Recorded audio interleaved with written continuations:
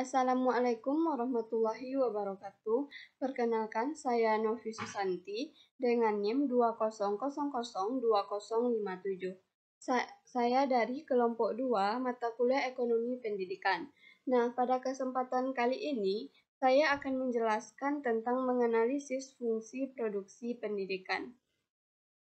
Nah, poin yang pertama yaitu mengenai pendidikan sebagai industri. Nah, dalam Abdul Mujid, menurut Najlub, industri pengetahuan yaitu kegiatan yang dilakukan untuk menggambarkan seluruh aktivitas ekonomi yang dibentuk dengan tujuan menciptakan, memindahkan, dan menerima pengetahuan. Nah, industri pengetahuan ini merujuk pada lembaga yang dibentuk sebagai wahana untuk mengumpulkan, menciptakan, memindahkan, dan menerima pengetahuan yang langsung ataupun tidak langsung yang memiliki nilai ekonomis. Nah, lembaga pendidikan dapat dianalogikan dengan industri pengetahuan yang ada di dalamnya mengintegral pekerjaan pengetahuan.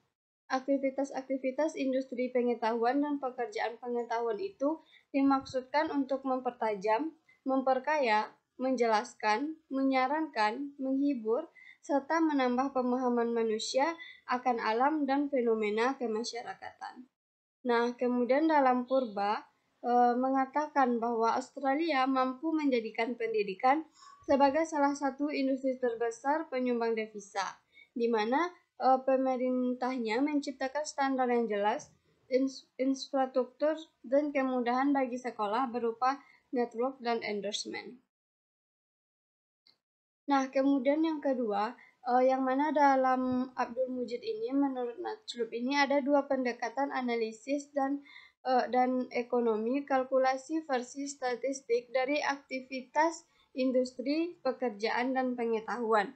Yang pertama yaitu pendekatan industri pengetahuan yang berfokus pada luaran yang dapat dihasilkan oleh seseorang atau sekelompok orang.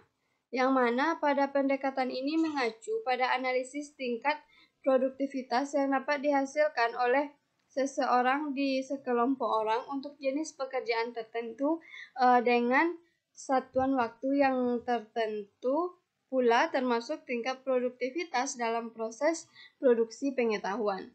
Nah, pendekatan yang kedua yaitu pendekatan pemanfaatan yang berfokus pada masukan tenaga kerja per individu yang terlibat dalam produksi pengetahuan, yang mana pendekatan ini merujuk pada karakteristik masukan yang menjadi persyaratan bagi orang-orang yang terlibat dalam produksi pengetahuan. Nah, adapun bagian yang kedua yaitu mengenai sumber daya manusia. Nah, yang mana dalam Hermawan 2010, sumber daya pendidikan adalah segala sesuatu yang dipergunakan dalam penyelenggaraan pendidikan yang meliputi tenaga kependidikan, masyarakat, dana, sarana, dan prasarana. Nah, sumber daya pendidikan di sekolah ini dapat dikelompokkan menjadi 4. Yang pertama yaitu sumber daya bukan manusia, yang mana sumber daya bukan manusia ini meliputi program sekolah, kurikulum, dan lainnya. Kemudian yang kedua, sumber daya manusia. Sumber daya manusia ini meliputi kepala sekolah, guru, staf, tenaga pendidikan lainnya, siswa, orang tua siswa, dan masyarakat yang memiliki kepedulian kepada sekolah. Kemudian sumber daya fisik. Sumber daya fisik ini meliputi bangunan, ruangan, peralatan, alat peraga pendidikan, waktu belajar, dan penampilan fisik sekolah. Kemudian yang keempat, sumber daya keuangan. Sumber daya keuangan ini meliputi keseluruhan dana pengelolaan sekolah, baik yang diterima dari pemerintah maupun masyarakat. Kemudian yang ketiga, hasil belajar. Yang mana dalam Hamalik, hasil belajar ini adalah sebagai terjadinya perubahan tingkah laku pada diri seseorang yang dapat diamati dan diukur bentuk pengetahuan, sikap, dan keterampilannya. Perubahan tersebut dapat diartikan sebagai terjadinya peningkatan dan pengembangan yang lebih baik dari sebelumnya dan yang tidak tahu menjadi tahu. Nah, Hasil belajar ini dapat diartikan juga sebagai hasil maksimum yang telah dicapai oleh seseorang siswa setelah mengalami proses belajar mengajar dalam mempelajari materi pelajaran tertentu. Hasil belajar tidak mutlak berupa nilai saja, akan tetapi dapat berupa perubahan, penalaran, kedisiplinan, keterampilan, dan lain sebagainya yang menuju pada perubahan positif. Nah, hasil belajar ini menunjukkan kemampuan siswa yang sebenarnya yang telah mengalami proses pengalihan ilmu pengetahuan dari seseorang yang dapat dikatakan dewasa atau memiliki pengetahuan yang lebih.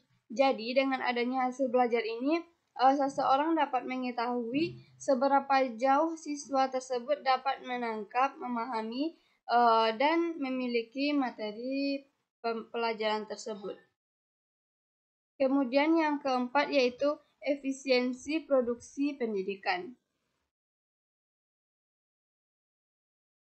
Nah, dalam Niron, efisiensi produksi pendidikan ini adalah suatu keadaan di mana sumber daya yang ditetapkan untuk mendukung suatu proses kerja dapat berfungsi secara optimal. Artinya di sini sumber daya terpakai secara tepat atau benar sehingga produk yang diharapkan dapat tercapai. Nah, efisiensi ini merujuk pada penggunaan input dalam pelaksanaan kegiatan pendidikan untuk mencapai tujuan pendidikan yang telah ditetapkan, yang mana ukuran tentang tingkat kebermanfaatan dari sumber daya yang digunakan dalam kegiatan pendidikan dan pengajaran. Nah, kemudian dalam Anonim 2017, menurut Thomas mengemukakan bahwa efisiensi produktivitas pendidikan dapat ditinjau dari 3 dimensi. Yang pertama yaitu ditinjau dari segi keluaran administratif, yaitu seberapa besar dan seberapa baik layanan yang dapat diberikan dalam suatu proses pendidikan, baik oleh guru, kepala sekolah, maupun pihak lain yang berkepentingan. Yang kedua ditinjau dari keluaran perubahan perilaku, yaitu dengan melihat nilai-nilai yang diperoleh peserta didik sebagai suatu gambaran dari prestasi akademik yang telah dicapainya dalam proses belajar tertentu di sekolah. Yang ketiga dilihat dari satuan keluaran ekonomis, yaitu berkaitan dengan pembiayaan layanan pendidikan di sekolah. Hal ini mencakupi harga layanan yang diberikan dan perolehan yang ditimbulkan oleh layanan itu atau disebut peningkatan nilai balik. Baiklah, mungkin hanya itulah presentasi yang dapat saya sampaikan pada kesempatan kali ini. Jika terdapat kesalahan, saya mohon maaf. Saya akhiri dengan Assalamualaikum warahmatullahi wabarakatuh.